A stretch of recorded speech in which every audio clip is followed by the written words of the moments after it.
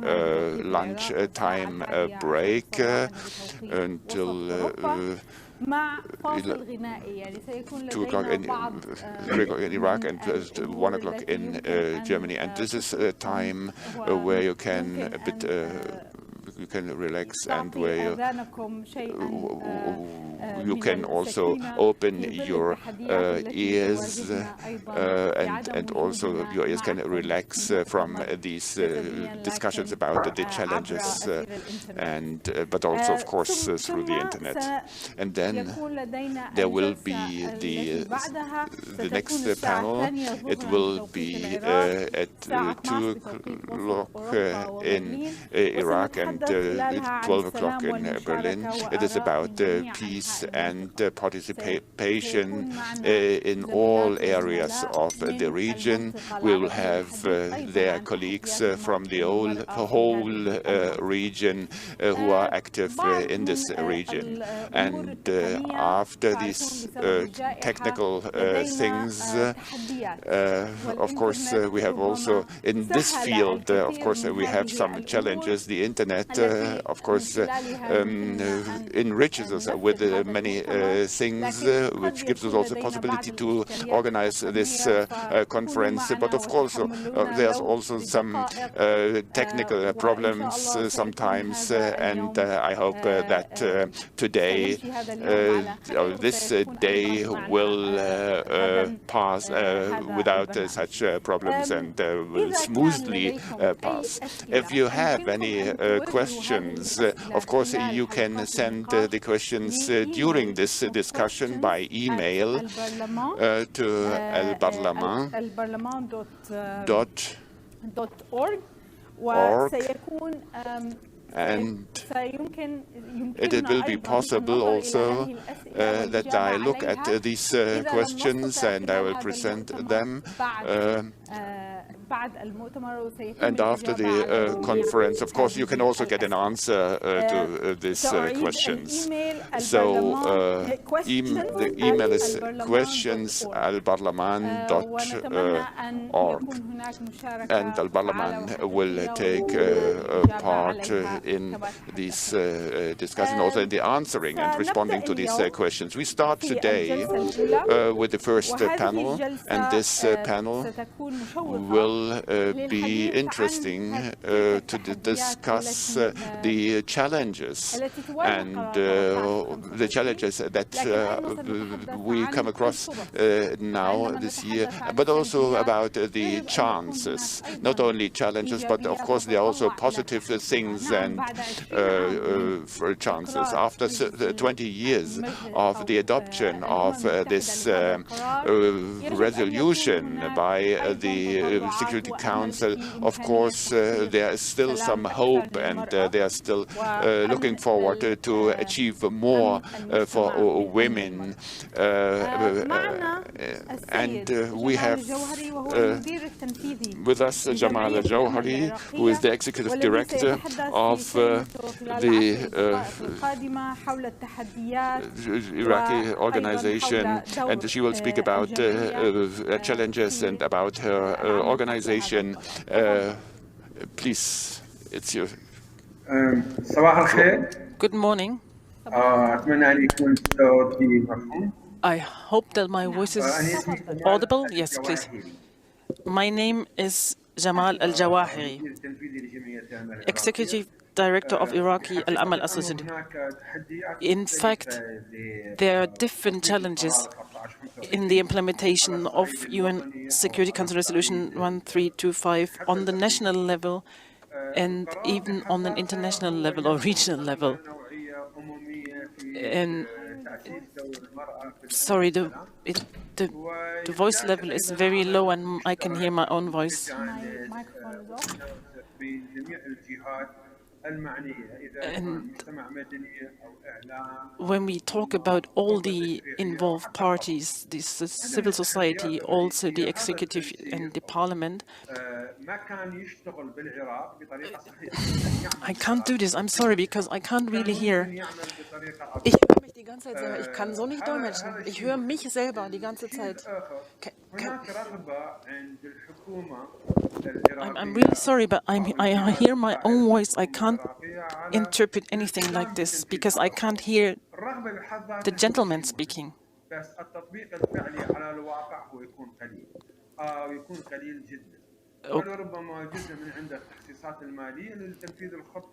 So the real impact on the ground is usually very limited, maybe due to limited financial resources.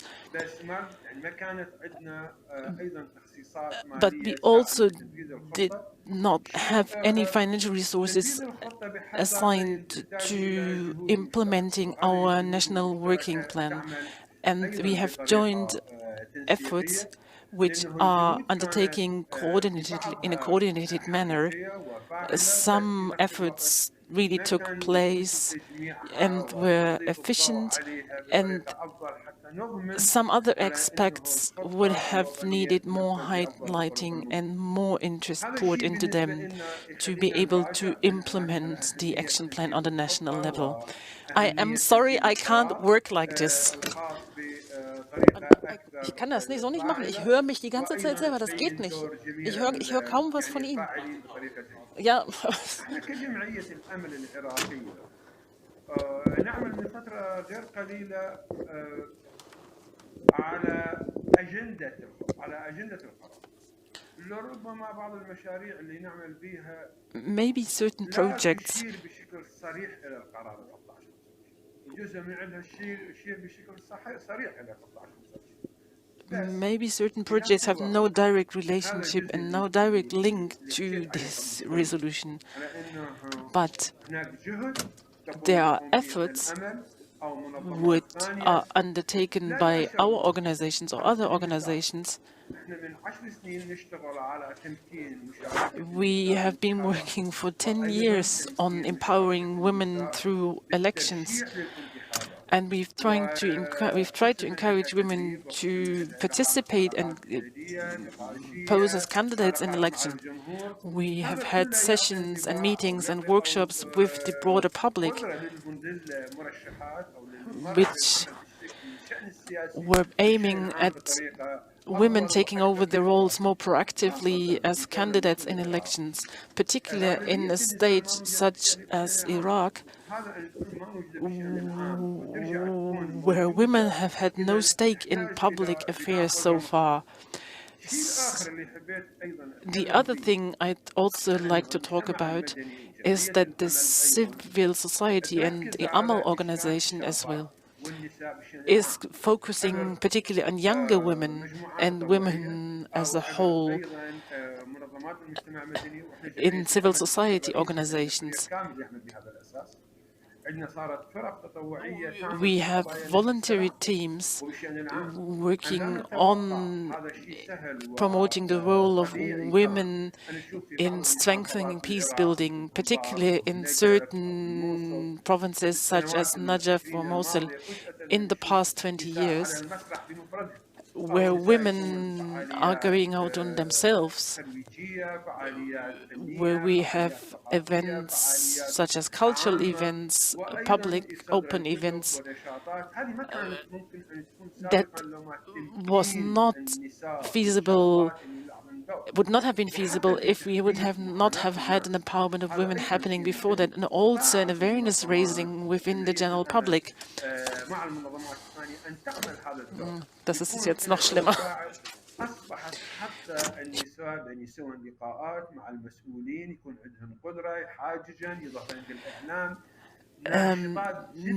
So we have had very active female activists in social media in Iraq, and even in services such as issues concerning this particular period of COVID-19.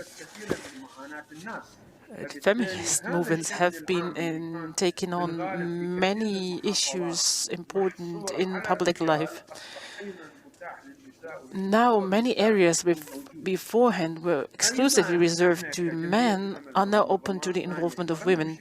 We have also worked with churches and other organizations and really worked on how to incorporate women in creating public security.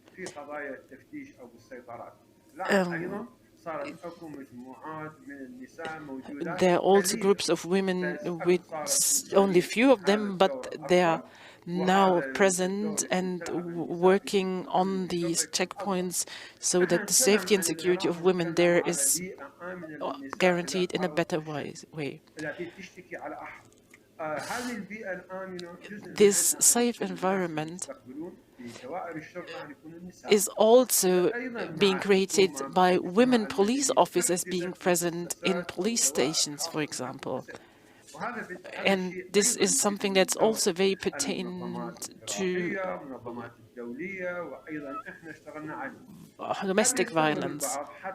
Sometimes people might be surprised to learn that there are so many trainees, female trainees, in the police forces and in the judiciary system. But this is part of their further involvement and a stronger involvement in public affairs. So which indicators can we notice here?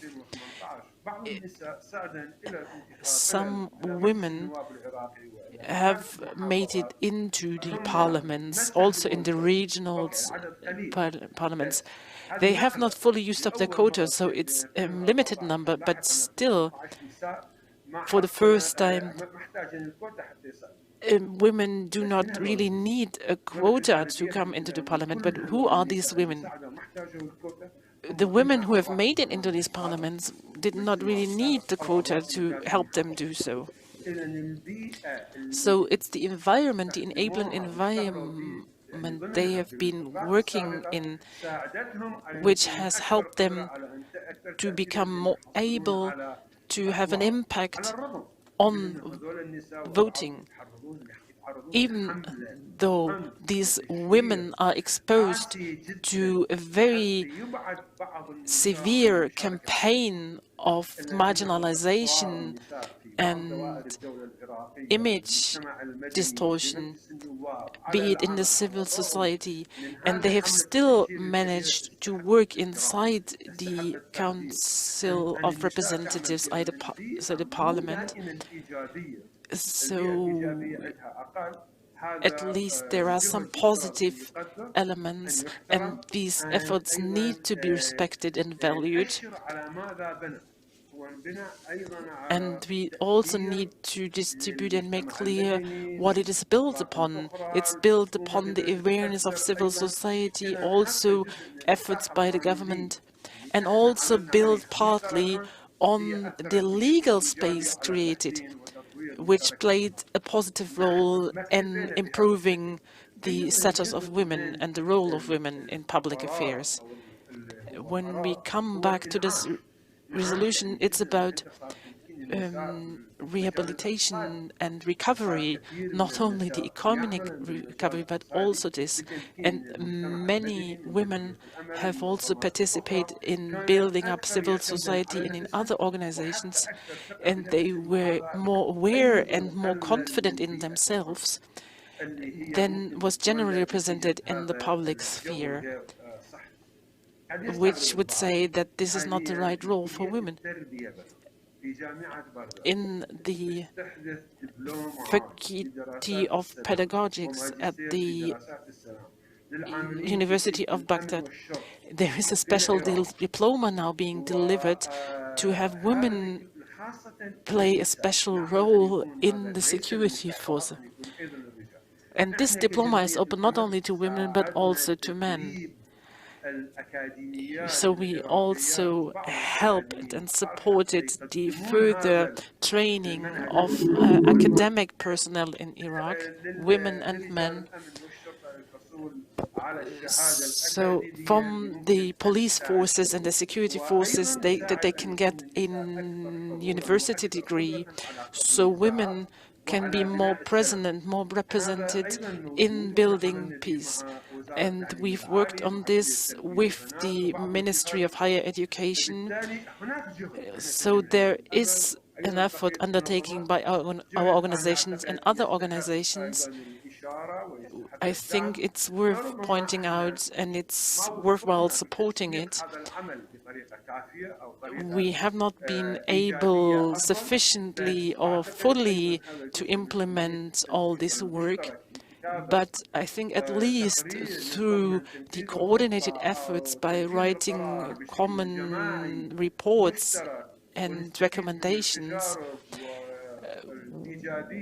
and pointing out the positive points, so we might be more influential and more representative in this council. I think my time is up, and thank you very much.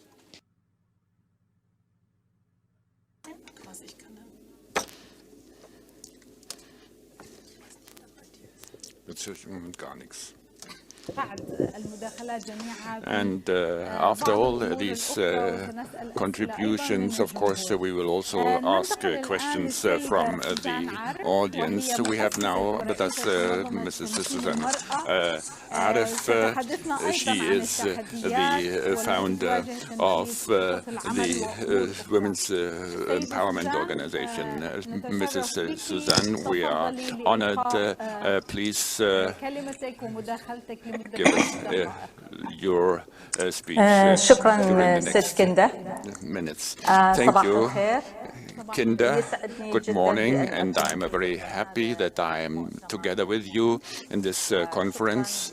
And thank you for the organizers, elbarlament, who gave me the chance to be together here with you.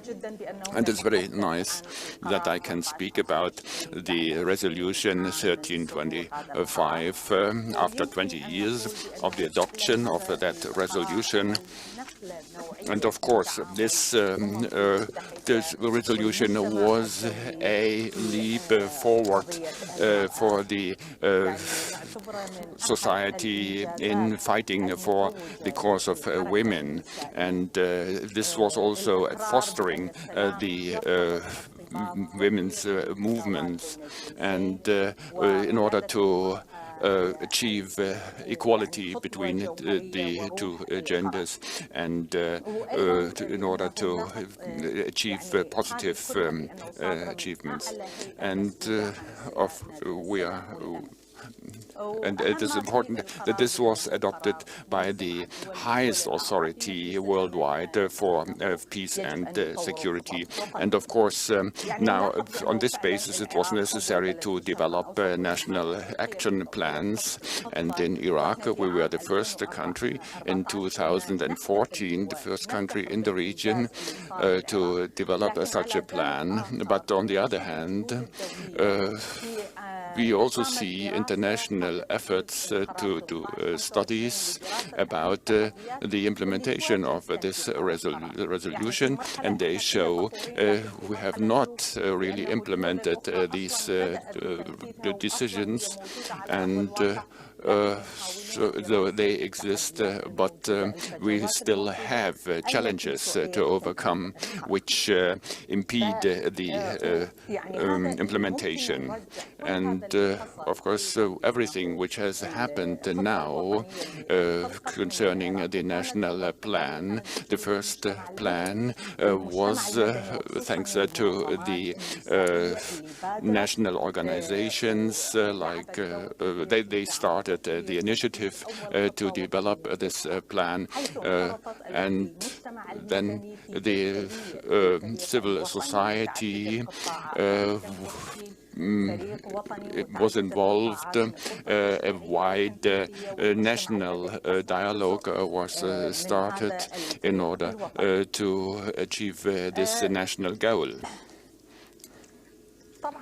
Of course, there's also the phase of the national power had also influence on the different aspects, and especially also the civil society, and this was also made it necessary to develop coordination with state actors in order to achieve and implement the branch plans in order to develop a wide plan to meet the needs of women especially when ISIS started its attack against Iraq.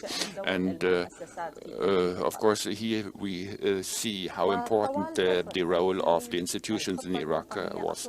The implementation of the National Action Plan was also requiring the adoption of the domestic violence law, other laws that to protect women.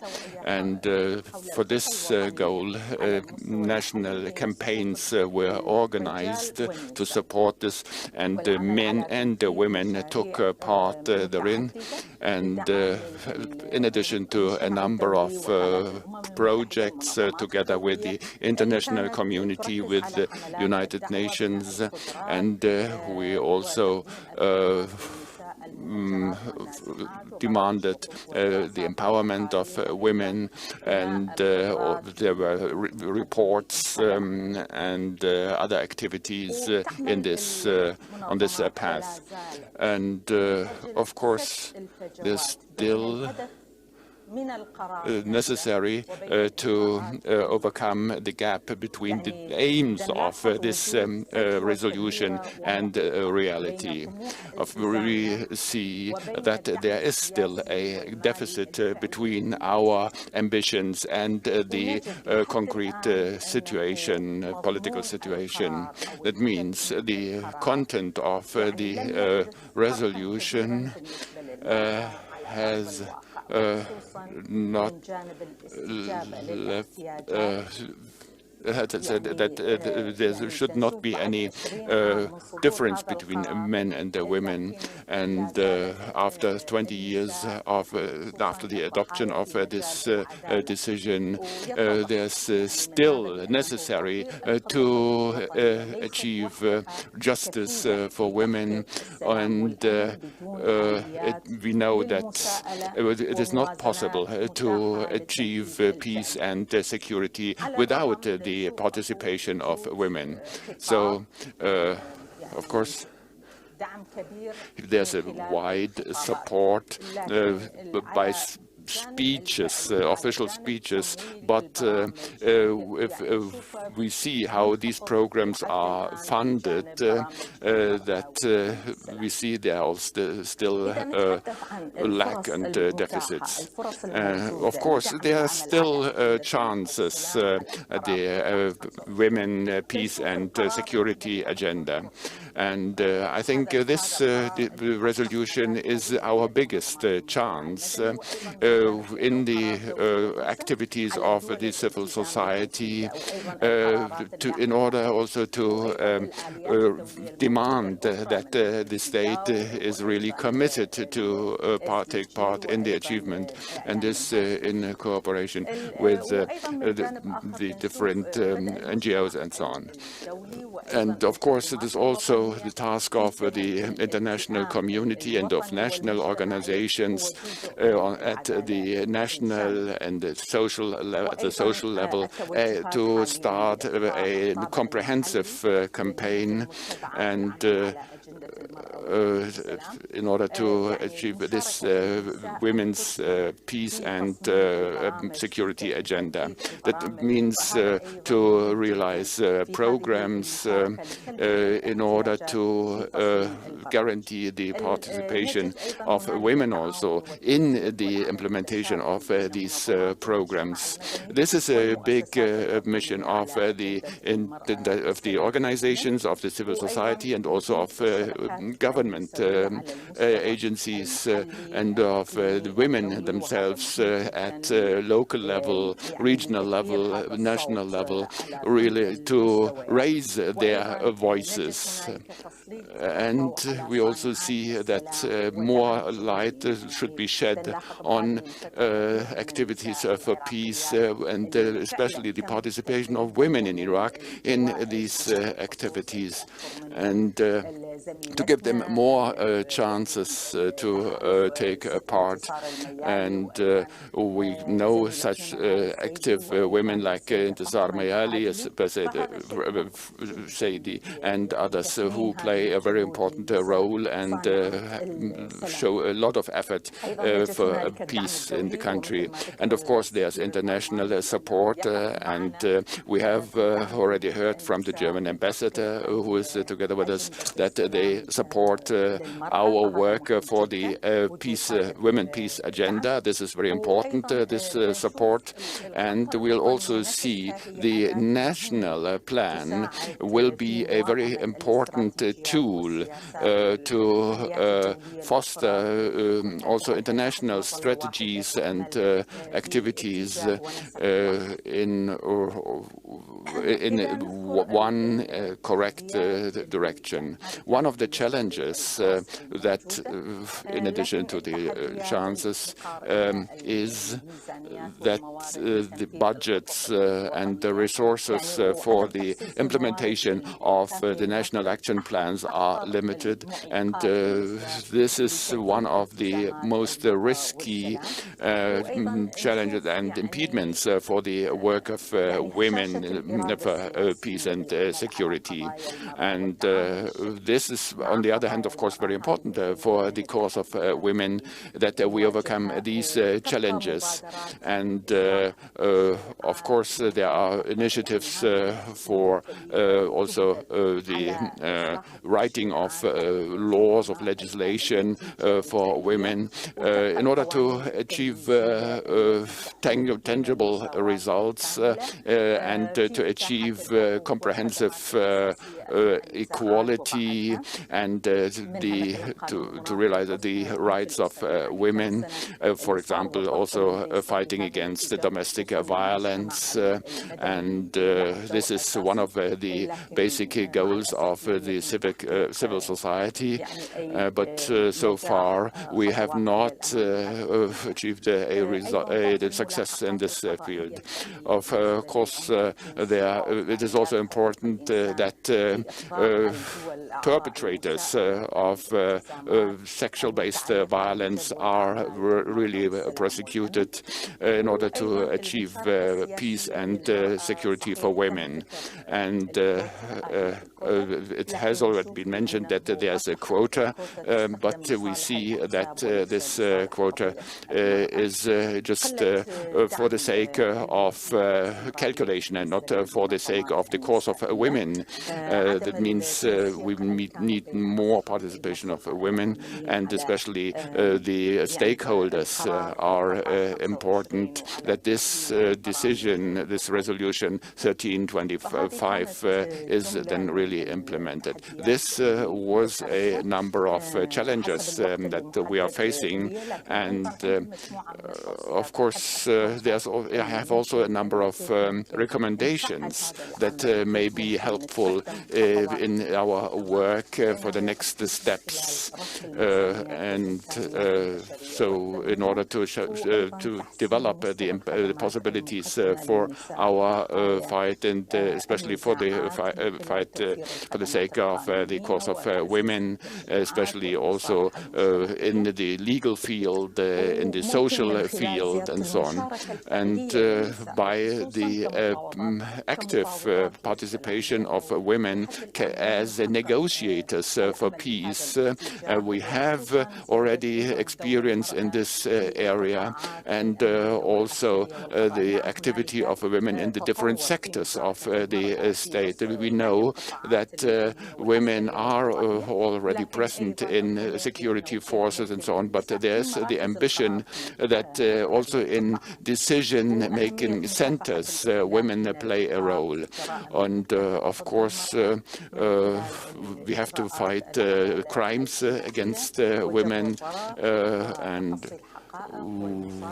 it is necessary that really the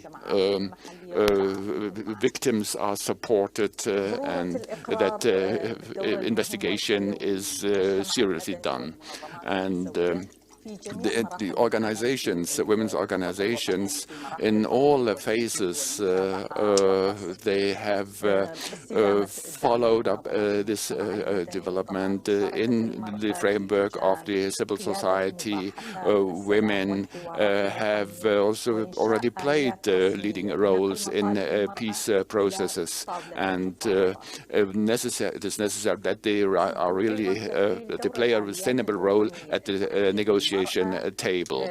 And it is possible that all resources that are necessary, that they can be provided by the different sectors through programs and politics in this direction. It is also possible to improve the usage of the different tools that are available for the implementation of the National Action Plan, because this plan, of course, has been adopted, and the aims and the goals are clear. And I would also refer to a very important point. The participation of women is not only that they are interested in women affairs, but they are interested in all affairs, in all fields of life. And I also would like to focus on a very important thing, that we have 15 different councils of and they are working on the definition of the gaps and the deficits in this field we are talking about. And I think it could be helpful that there will be studies every 5 years with what are the current challenges, what has been achieved, what has to be achieved. I think through such studies about the second National Action Plan, we could learn more. And thank you very much for listening. Thank you. Susan Arif, the founder and the head of the women empowerment organizations. We have some technical issues here, but we are waiting now for Dr. Yusra Al-Aq, the General Manager of Women Empowerment Department of the Council of Ministers of Iraq. She's supposed to join us now.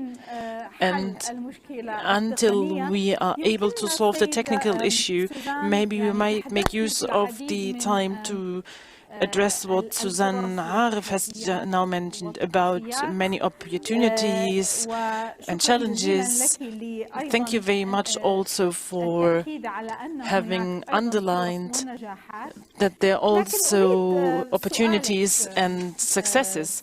But I'd like to ask you, Susan, how can we implement the national plan in marginalized rural areas or areas where women possibly, we might say that they are being marginalized?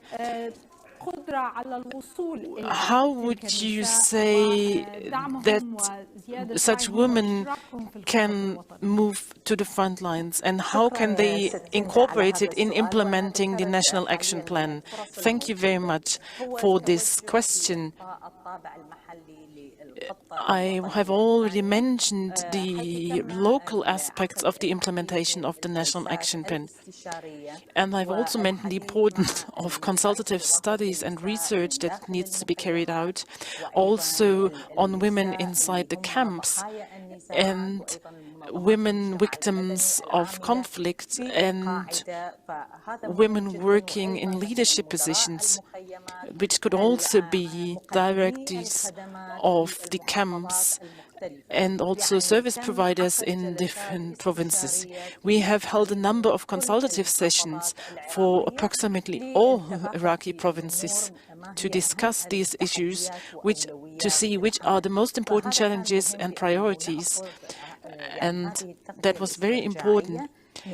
So it was a reflective effort to see how the state of affairs is in the different provinces and how they can do more to implement the national action plan on the local level.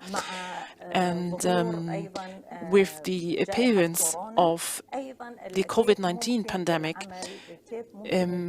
we would also need to think about how we can respond to crises and catastrophes such as COVID-19, how we can react to that and interact with that and press on to have the suffering of women in such circumstances being more considered.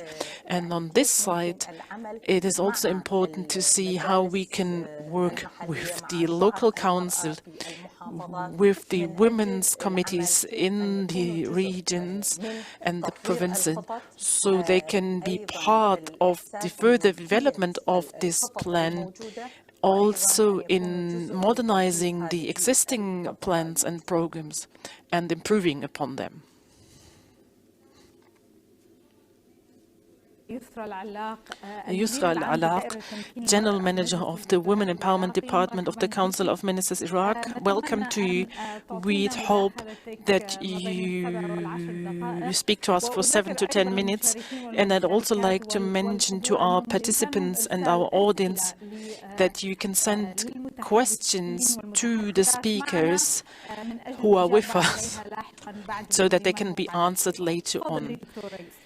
Yusra, the floor is yours.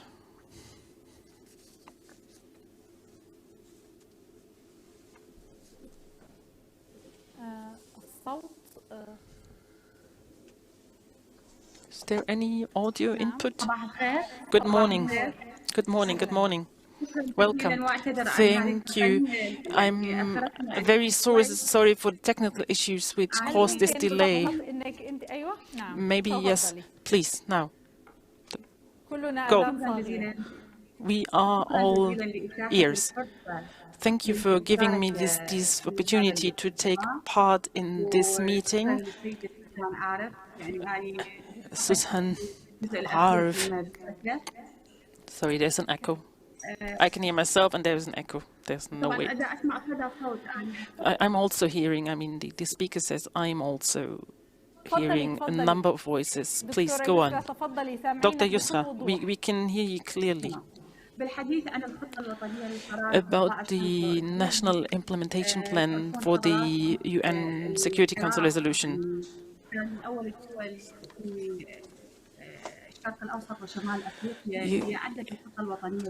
We were the first ones in the Middle East to implement or to work out the first action plan, but due to the events in 2018 and the strong assault of ISIS, the priorities of the government have changed very much and have focused very much on the liberation of certain regions in Iraq.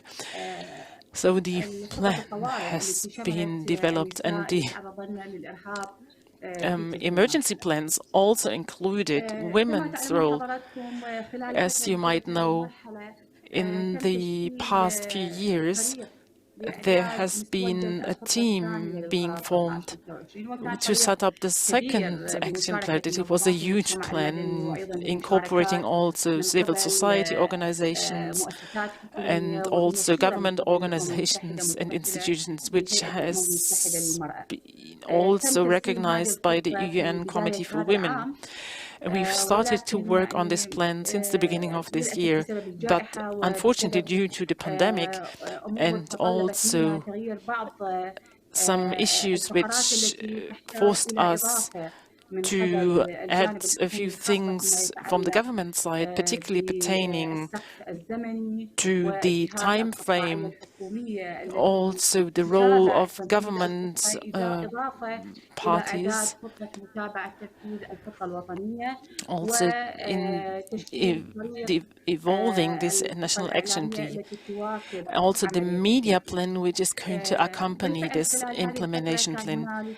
During this period of time, there was an achievement which was a better coordination with the Kurdistan region and the High Council for Women's Affairs there, and the plan was shared with the Iraqi Kurds there, so that we could have any objective and goal to be added to the plan.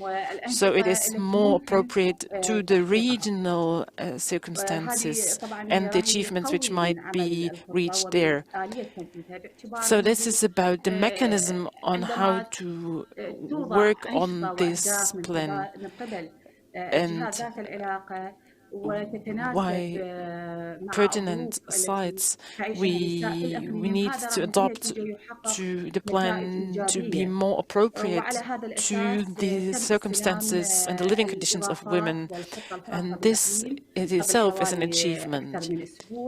About a week ago, we integrate the regional action plans with the national action plan, and also in this plan we had the integration of the implemented action plan on domestic violence, which had been signed by Iraq with the United Nations, and the UN team which visited Iraq had been working on this and had been issued its standpoint on the common declaration in alignment with the National Action Plan on the implementation of UN Security Council Resolution 1325.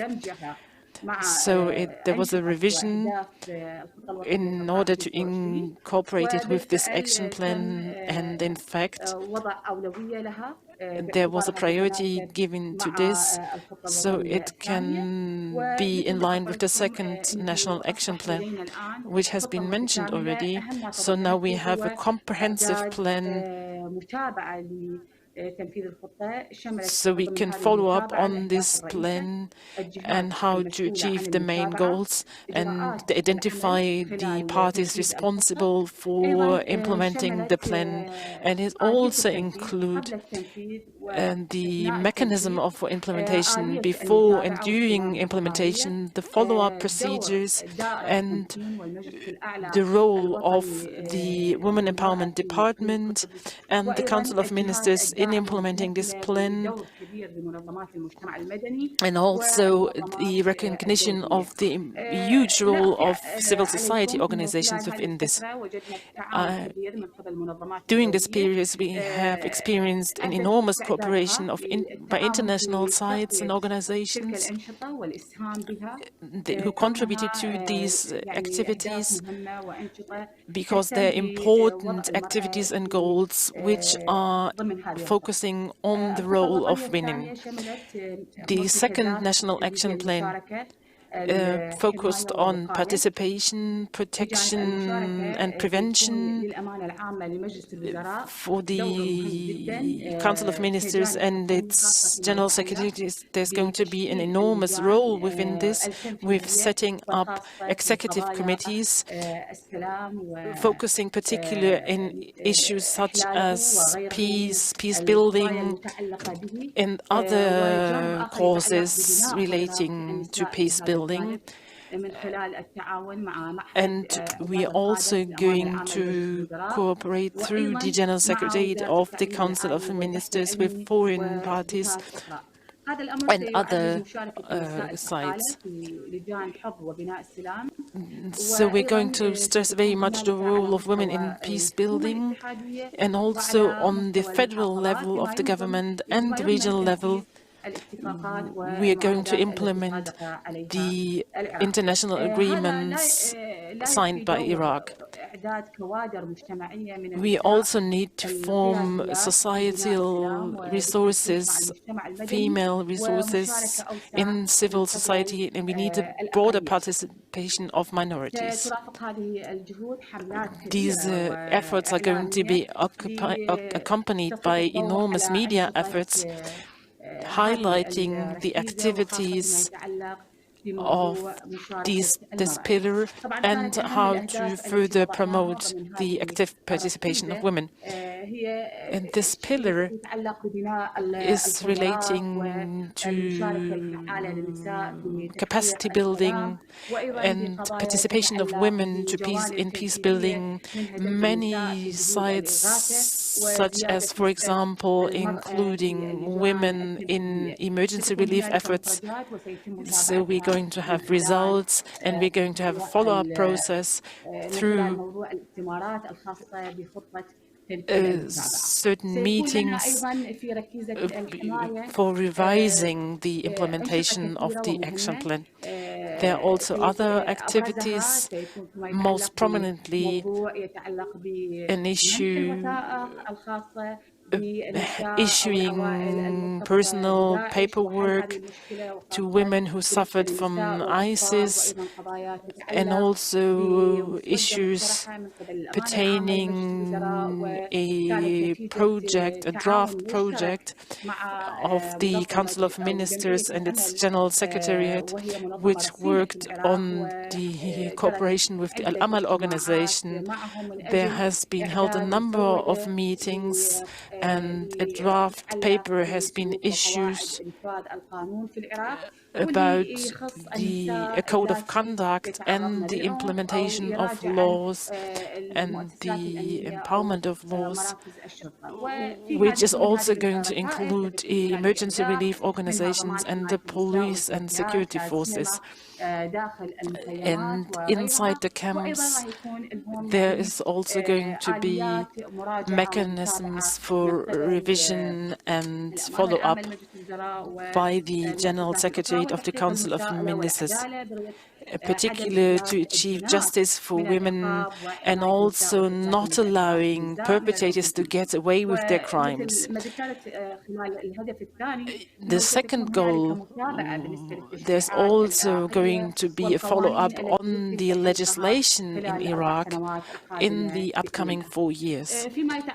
Regarding the issue of prevention, there is also going to be efforts undertaken in this area to prevent violence against women from happening and protecting women, and so that society is going to support women in peaceful coexistence and through developing the role of women.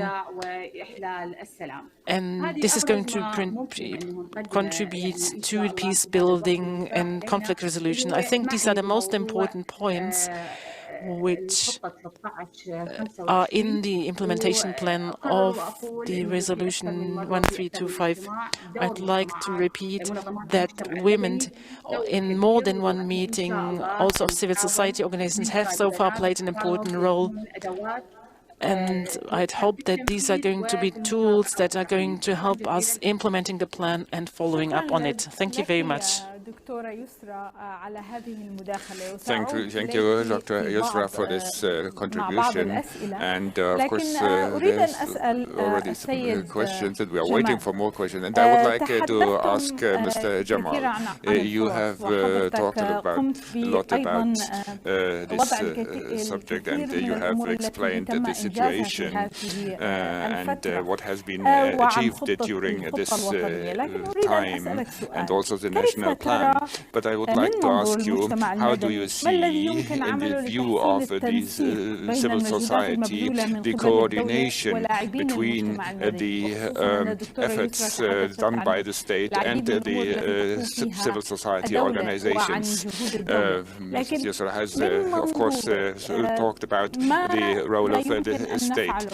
So what can be done and what should be done in order to strengthen these activities in order to implement this national plan? Thank you very much for this question. I think maybe during the next phase we can do more. The past 2 years we did a lot with ministries, especially to strengthen the role of women.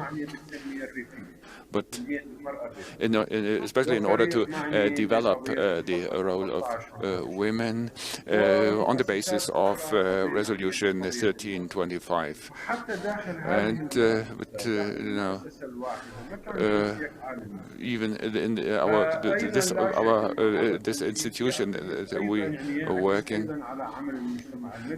we of course rely very much on the activities of the civil society, and in the civil society we try to improve the process of coordination. I think this is a very important activity, and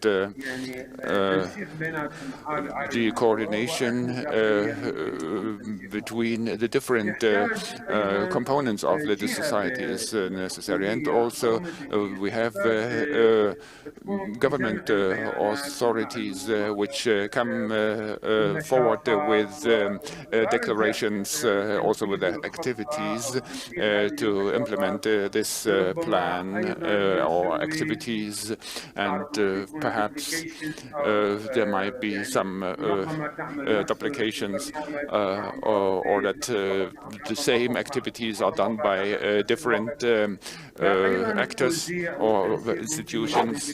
That means the coordination, of course, there's still some deficit in it. But of course, we try to do this. And perhaps through joint efforts of all of us, we can achieve our goals and overcome challenges and improve our work. And of course, there's no doubt that we need more meetings between representatives of the organizations and of the state authorities, and especially also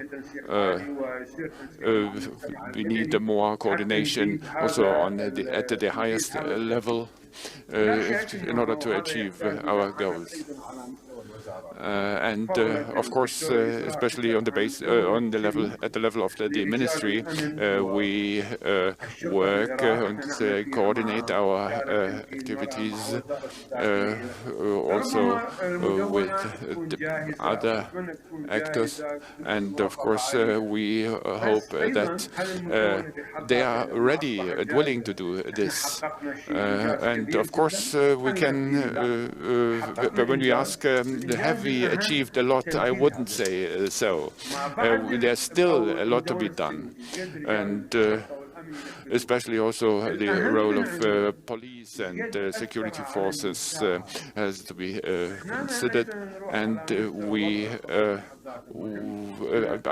hope that we can reach an important and an acceptable level of our work, especially in order to really realize the goals, and then we can achieve more positive results on the basis of a coordination with the ministries and civil society, and also the local administration, local government,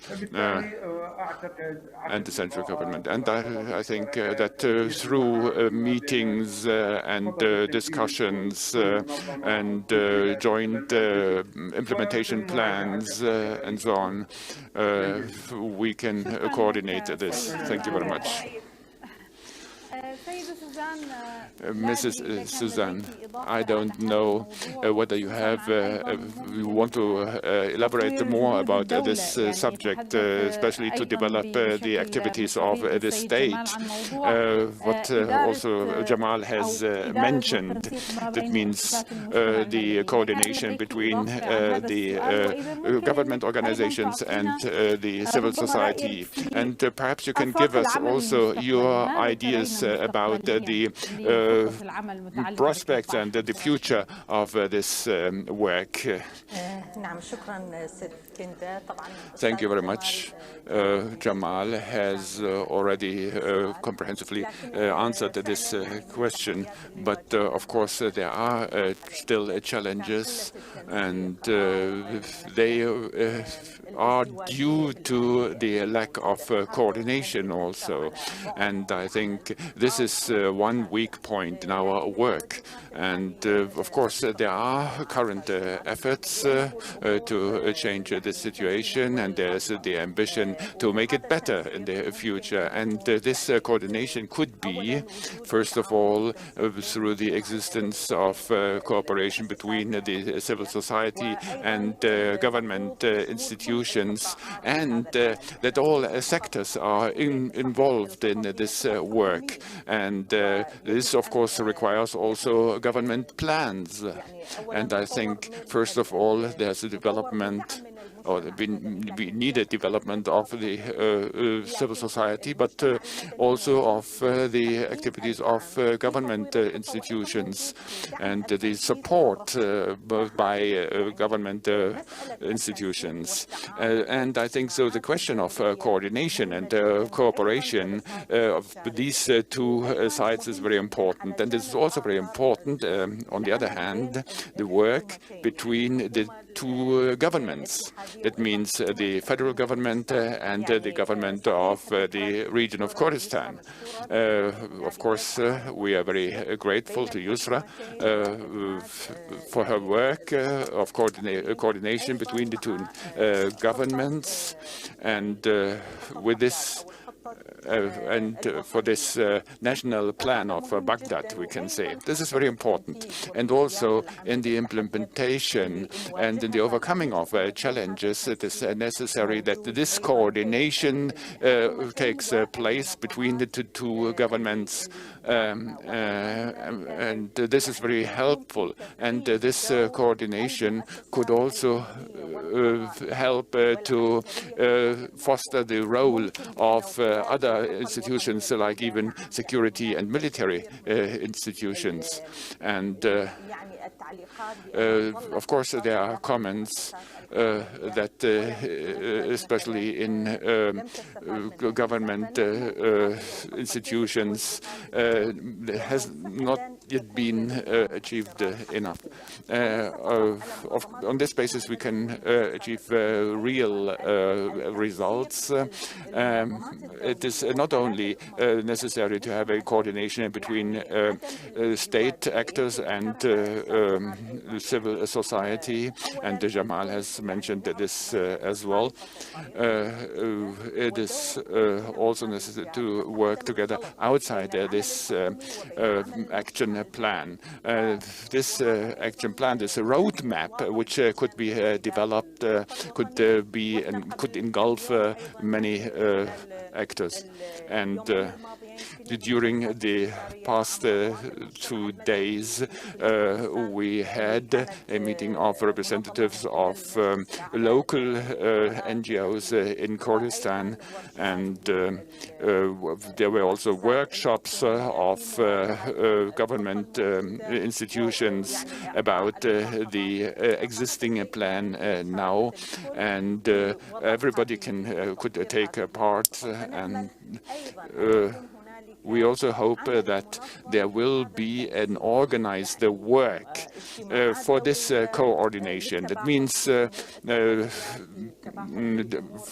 permanent meetings to coordinate the work. Thank you.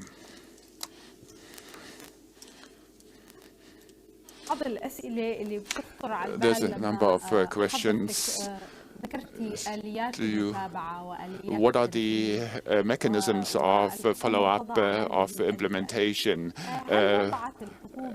Has the government also set up mechanisms for the work and for follow-up and for implementation?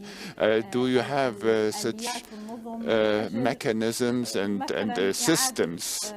For example, Do you have, for example, also new mechanisms, or have you any ideas what is good for this and what is not so good for other things? Is there any coordination also with the civil society to develop such mechanisms? This question is posed to me. Dr. Yusra. Thank you for this question. Concerning the subject of coordination and what Mr. Jamal has said,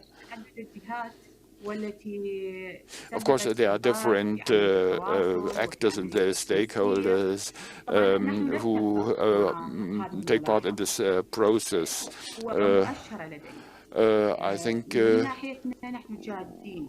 we can say that we are really very serious in developing mechanisms of implementation in coordination with the civil society, and that really government and civil society and international organizations, national organizations work together in dealing with the most important points of this resolution 1325. And of course, also the different components of the women's life, that means that they are also included in this work. And we have tools in the different governorates and provinces. We are working on using them, and this also in coordination with NGOs, with the civil society organizations, and this by including these organizations and also organizations from the international community concerning, or tell me that I should also talk about this subject, the subject of the gap between the resources, financial resources, and the requirements, the needs. Of course, this is a very important question, but most important is that these plans are really implemented. Of course, this requires financial resources also, and so only on this basis we can start activities that guarantee that we achieve our great goals. And I think if you have any idea of plans of activities that can be implemented in our society, maybe in the security sector or wherever, of course, we can talk about this. And now it is the fact that activities and plans also have to be implemented.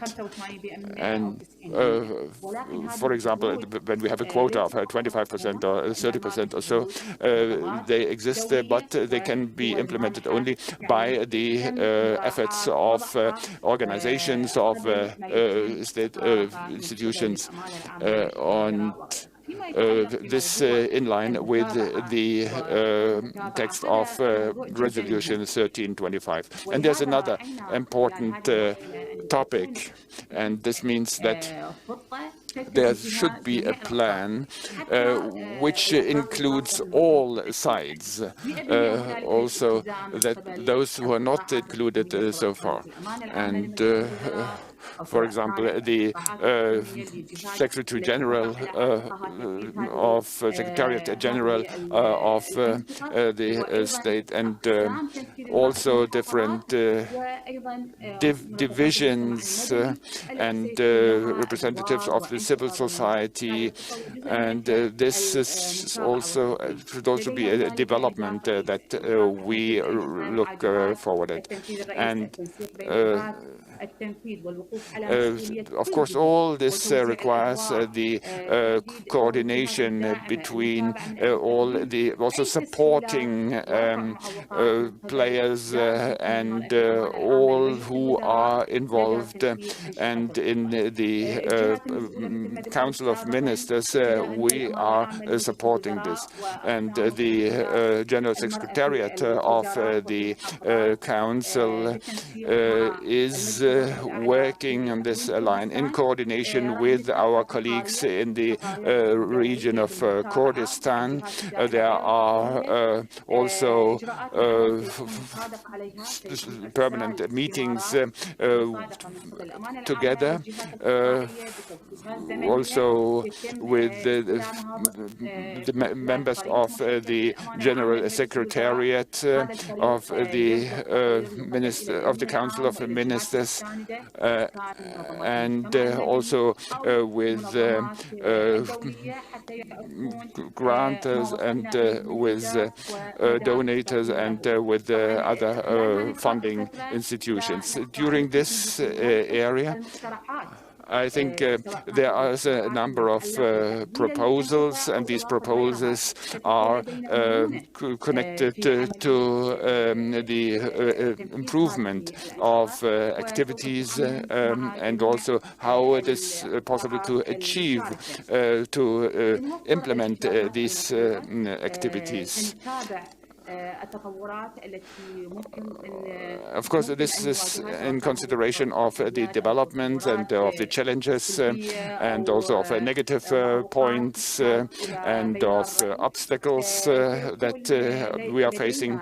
And we also have in this group, in this team, members of organizations of the civil society, and there will be also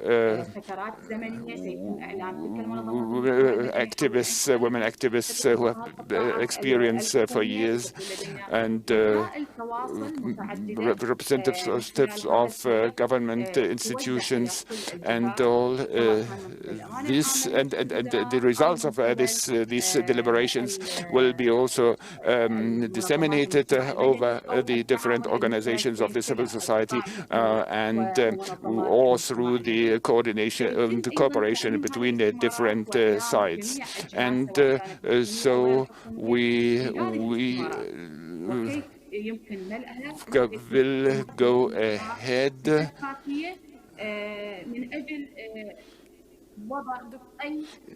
in order to make,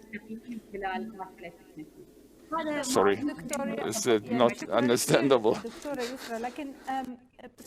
Thank you very much. There are several more questions which are addressed to you and to other participants. They always benefit from the presence of any government official to ask their questions to that person. There is now a question from a gentleman from Erbil in Iraq, who is the director of his women's organization there. How can NGOs guarantee a better participation and participate in the evolution of the action plan? And when is this plan going to be implemented? So these questions, maybe you could quickly respond to them. In fact, we announced that there's going to be the announcement of the new action plan. There's going to be a conference. It's going to be organized at the end of this month, and the participation is going to be open online to everyone, so you can have a look at it. There's no sound at all now. So maybe you can also immediately after the conference do something which was not audible? Yes. There's a question by a representative of the GIZ. Maybe Marlene, Suzanne, you can enlighten us on this because it's important. But the question is also addressed: which are the first preventive and protective measures which are implemented by the Iraqi government to protect women and Iraqi girls from violence? And how is the education sector incorporated in this? Because we very well know that it is always very important to create also a culture and educate males upon a changed position. So very briefly maybe, because we are going to take on a number of other questions, so we can save some time, maybe please Jamal first and then Susan. It is doubtlessly the case that it is we need preventive and protective measures, particularly for women, that it needs to be a safer environment to be able to get to the judiciary, particularly in rural areas or areas far away from the main cities.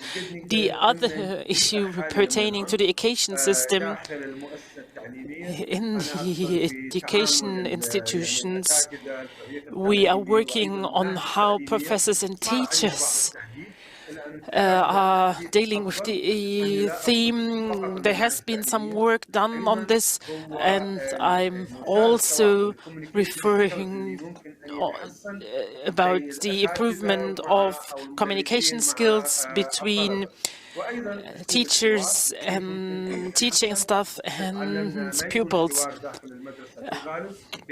We would need a dialogue which has not been present so far between the professors and the students, and such a dialogue could further improve the environment, which might prevent violence from hacking. Of course, there are other issues, also the coordination between different schools and inside the schools, which might further improve the integration process, which is now going on better than expected. And something very quickly I'd like to mention is that we have certain reservations with certain parts of the Iraqi population regarding mixed schools, but we consider that very important that there are in more areas of Iraq mixed gender schools, which have improved the situation overall, and have also improved to learning the interaction with the other sex through the interaction within the school, and is going to limit violence within school and at home, and is going to be very positive and have going a very positive effect, much more than a negative effect. I think that is what I can mention within the minute given to me.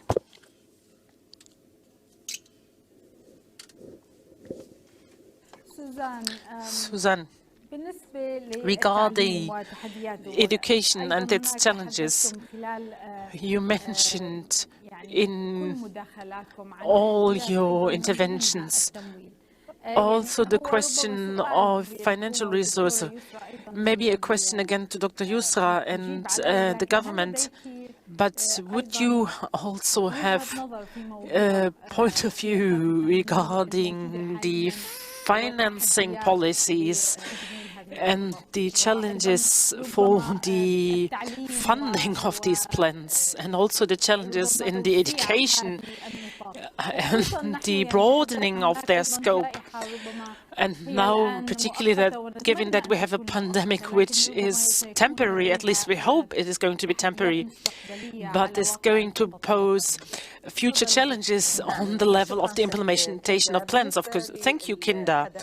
Regarding preventive measures and services, be it on the governmental level, which is part of plans, of the national action plans, Currently, we're experiencing that there are enormous efforts undertaken on this level, particularly mobile teams which are circulating through the camps, which are focusing mainly on preventive measures and legal measures, so that they have a direct means of access to any kind of service and help.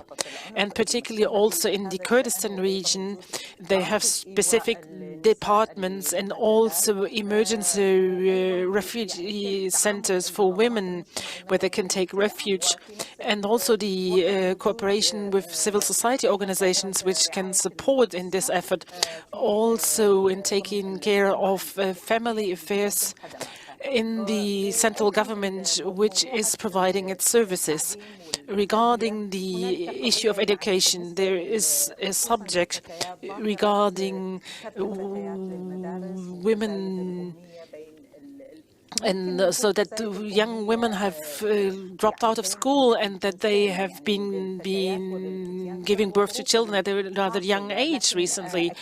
So that is something that is happening. That is something also which has been happening to men, that they are dropping out of school, but it's something more pertaining for women and for girls. So how can we prevent them from dropping out of school? And particularly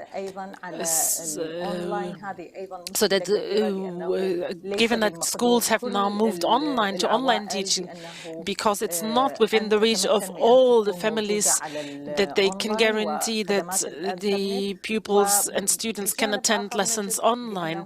And on the other hand, we are finding that this mechanism has not been sufficiently considered women and girls. How can women go to their workplace while children remain at home? And we think that some of the decisions taken are unilateral taken, which have not been comprehensively thought through. So we're solving one problem and creating others. So we should create a solution which solves all the issues and not creates a new problem. Regarding the government's efforts, there's also special offers for internally placed women in the HOC, particularly those who have fallen victims of violence and conflict, how they can receive medical assistance and medical services and health services. And according to our information, the government in the two zones is undertaking efforts. But we still find that the resources are limited, and also the human resources are limited to incorporate women's issues. So what we would need here would be more budgets to be assigned to this, to build capacities. And I've been very happy that what Jamal mentioned, this code of conduct has been laid down. That's something extremely important. And we should see into how we can have a commitment to this and a specific system. We are also currently experiencing that government organizations, that they are going to establish gender departments and gender centers within different government institutions and also in the universities. But we'd have to see into how we could unify this gender work. And I'm wondering how we could do that without having a unified system. So maybe we could also work on the opposite view towards these centers and units. And we'd have to pay attention to this. We should not only deal with this in an official way and get away from only speaking and talking about it, but really get down to the work in the field. Thank you. We have spoken about obstacles, and there's also the obstacle of the pandemic and what it does to girls. There is a question from a lady called Bushra Zawini to Yusra, similar to the question I asked to Suzanne. Is there in the federal budget an amount earmarked for implementing this plan? And we know that countries are working out their budget plans for the upcoming years. For the coming years, is there a plan to finance and fund these policies? And is this being earmarked in the central budget? I'd like to ask you to answer within a week or in a minute or a minute and a half, so we still have time for more questions, please. Yusra, we can't hear you. Hello, yes, sorry. Yes. Given that there's a certain limit of time,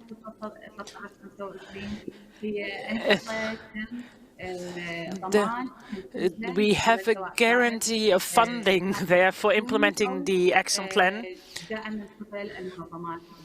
also supported by international organizations. So we have these budgets being earmarked even for the upcoming year. Yes.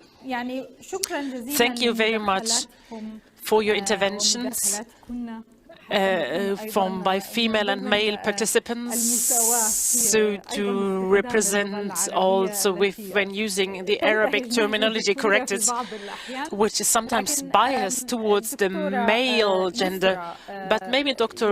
Yusra, thank you very much for giving us this point of view of the government and your function as the General Manager of the Women Empowerment Department. Thank you to Suzanne Arif, founder and head of the Women Empowerment Organization, and Jamil Jawahiri, the Executive Director of Al-Amal Organization. Your participation in this conference was for us extremely beneficial and has given us further impetus for the upcoming 2 days to talk more about the challenges and opportunities. And you have provided us with extremely good recommendations which we might adopt for women in Iraq to achieve peace. Thank you very much to all of you, and we'd hope to meet you in future in other meetings, and we'd hope to see success for our endeavors. And we would hope to meet you once more in person in the future. Thank you very much. Dear participants,